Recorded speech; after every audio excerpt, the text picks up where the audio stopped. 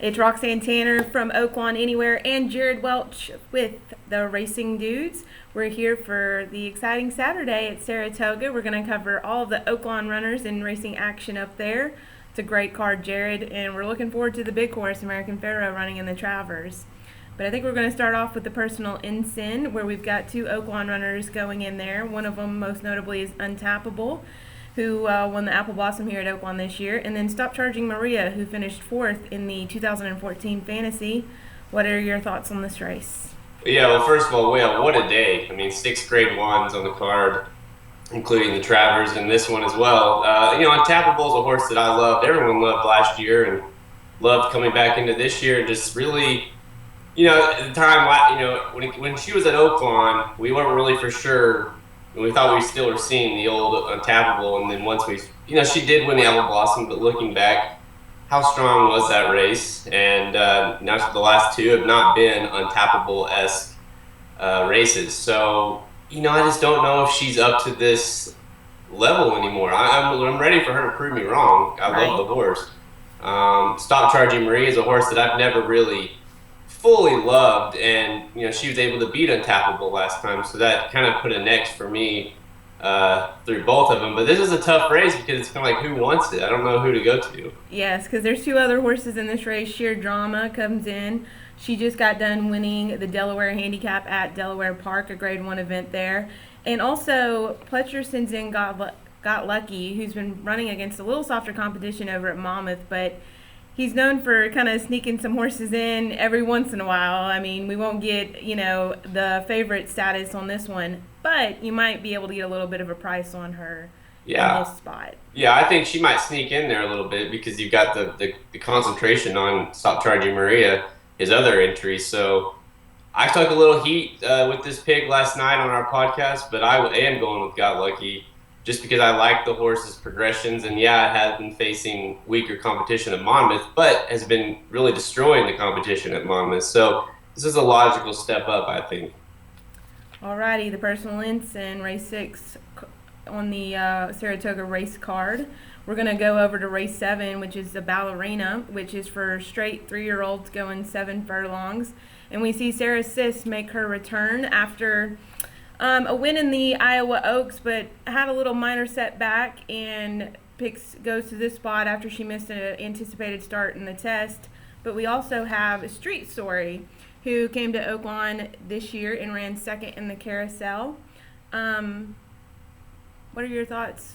Yeah, well, out of those two, Street Story really has me the most interested. Sarah Sis, I like the horse, but this is a tough spot to come back after clearly having a little bit of issues after the Oaks, and then now jumping into older horses here. This is she's definitely got her work cut out for her. Street Story, on the other hand, since Oaklawn is really, it looked okay to Oaklawn, but since then has really turned into a little bit better horse, and in fact, has competed with horses that are in here like Laverdad and Dame Dorothy very closely. So, she has every right to continue to improve and jump up and win. She's 10-1 morning line, Steve Asmussen, Lozano riding. So I think that, that's definitely a value play.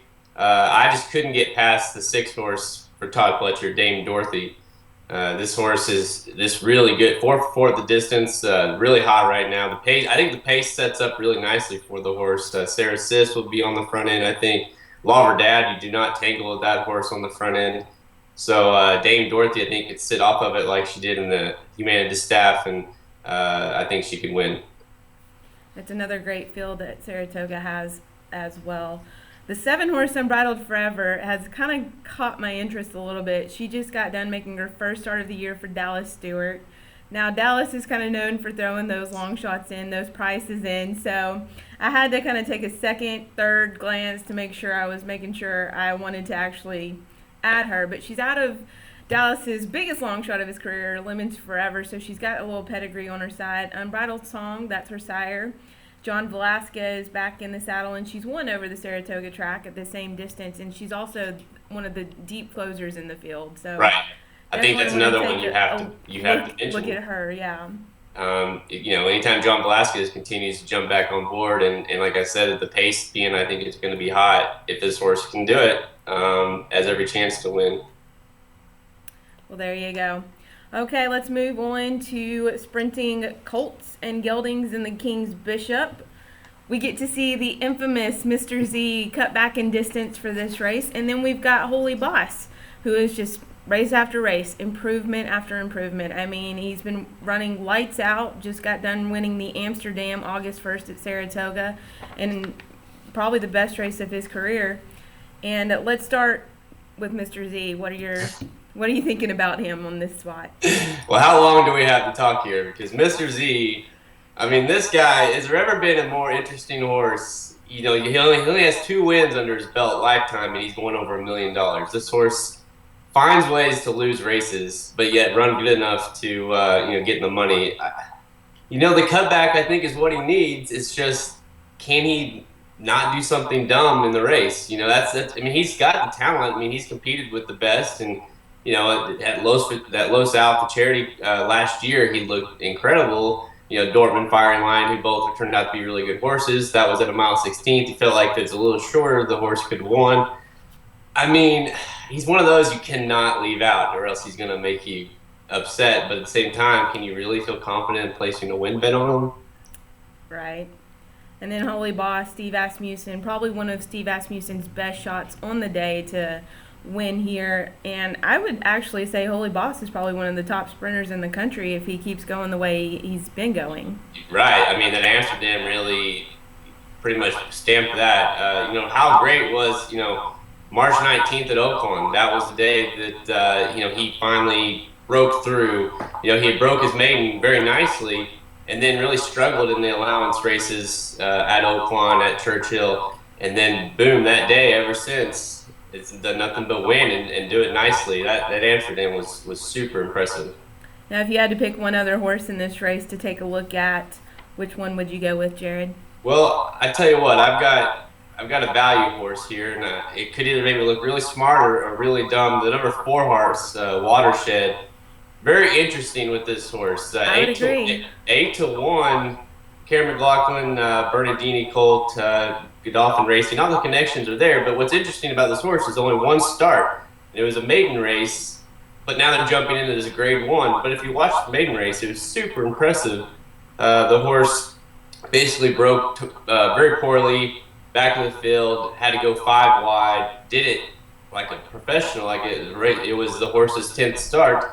It was the first one. So obviously they've seen something with this horse to jump into this kind of race. I mean, Karen McLaughlin's not the kind of guy that's just going to throw a horse into a grade 1 for no reason.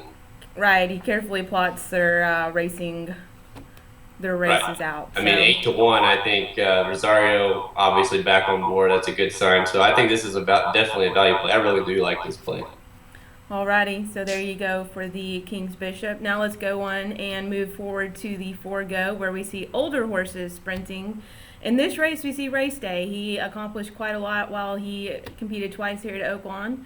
The Razorback Handicap and both the Oaklawn Handicap. He won those pretty impressively. We've got the Big Beast. He made one start at Oaklawn and one in Allowance Company, but has battled a couple of issues. But really had a knockout race in his last effort in the Vanderbilt over at Saratoga. And then we have Den's Legacy for Ron Moquette, who just got done winning an allowance race and paid huge on that day. So let's start off with Race Day.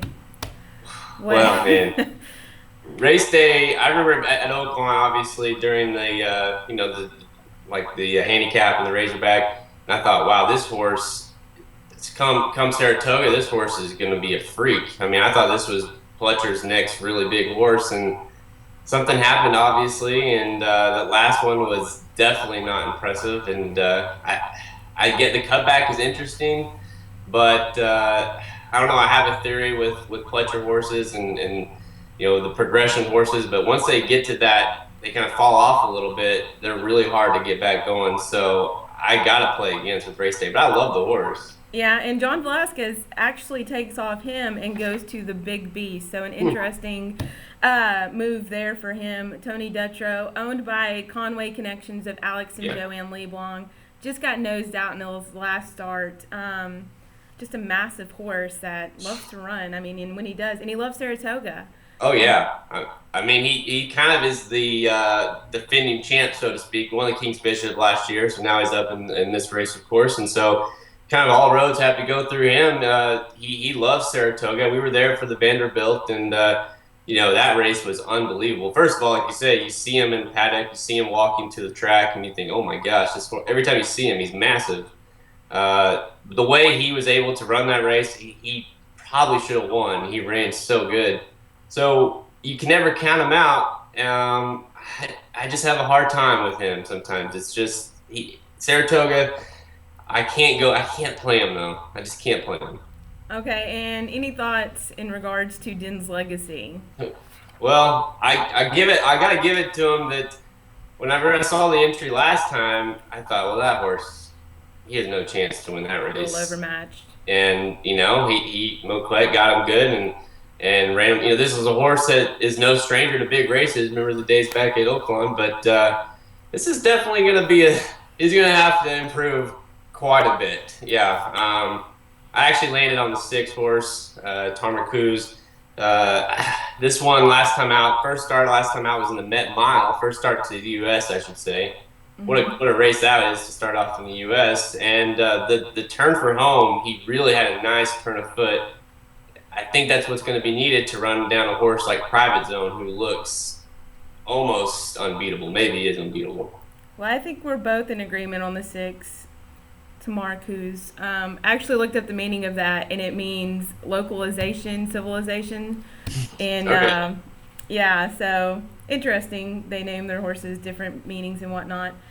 Yeah. So I think we both agree on that one. But let's go ahead and go on to the one everyone's going to be talking about, obviously, with American Pharoah on Saturday, America's Horse, the Triple Crown winner, the Haskell winner, the Rebel winner, the Arkansas Derby winner. I mean, he's accomplished so much this year. Is he going to be able to accomplish the Travers? And Saratoga, famously known as the graveyard of champions, but fingers crossed it doesn't hold up to that on Saturday. Yeah. Yeah, Baffert was somewhat reluctant to come here, deservedly so. They call it the graveyard for favorites. He doesn't have a good win percentage here. Baffert doesn't. But American Pharoah is not your regular horse. This is not a horse that he's ever had before. I mean, I don't. The thing is, he's beat everyone in this field. Besides the new shooter, Smart Transition. On the outside there that won the Curlin. That's the only really kind of horse that you could say, well, maybe that one's improving, that could have a chance. But other than that, I mean, he's beat Texas Red in the front runner last year easily. Right. He's beat Frosted twice handedly, and then poor Keen Eyes, is just getting killed by American Pharoah every time they face. So, the only way I see American Pharoah losing is if something has to happen. He has to just not have it that day or whatever. But we've not seen that. I just can't go against him. American Pharoah's race to lose, basically.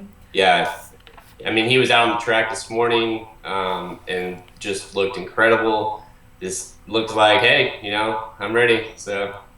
Even his tail's gotten longer. Everyone's made such a big deal about his tail, but he's held his weight well. He looks great. His coat looks good. All the signs you're looking for of a horse ready to race, he's got them. The other horse at Oaklawn, that made an appearance at Oaklawn during 2015, is King of New York, Kenny McPeak. Basically put him in the also run category. Yeah. Let's not get crazy here. I mean, this is. I feel like there's no pace in this race at all either, besides American Pharoah. So I believe it's going to be a lot like. Whenever Pharoah broke because I think he's going to break from the 1, it sounds like Upstart's going to scratch, and we don't really know. If he does, he's going to draw from the rail. It's going to be a lot like the Preakness we saw. American Pharoah break from the rail and just zip to the front, and that was it. So he has such a weird. Everyone in the race has a weird strategy because it's like you don't want to go up and tangle with him because he'll run you into the ground. We've seen it time and time again. But if you give him 5 lengths or so, can you really run down American Pharoah? I don't think so. It's American Pharoah's race to lose. Any other thoughts, Jared, on Saturday's race card at Saratoga? No, I mean, just enjoy it. This is, if he wins this race, he will be the first horse in history to win the Triple Crown, the Haskell, and the Travers ever. So this is a moment in history for us if he were to do it. So just really enjoy it, I'd say, and the race card is unbelievable. So I can't even wait, if you can tell. Yeah, it's definitely a horse racing fan's dream on Saturday. Well, Jared, it was great once again to reunite for our second video here at Oaklawn Anywhere. We look forward to a profitable day for not only you, but everybody else that is playing via Oaklawn Anywhere. Y'all have a great Saturday. Jared, I'll see you next time. Appreciate it. Thanks, everyone. Good luck. Bye. Yeah. We're at 15 minutes straight. What? Oh, it's like we knew what we were doing. So that was good.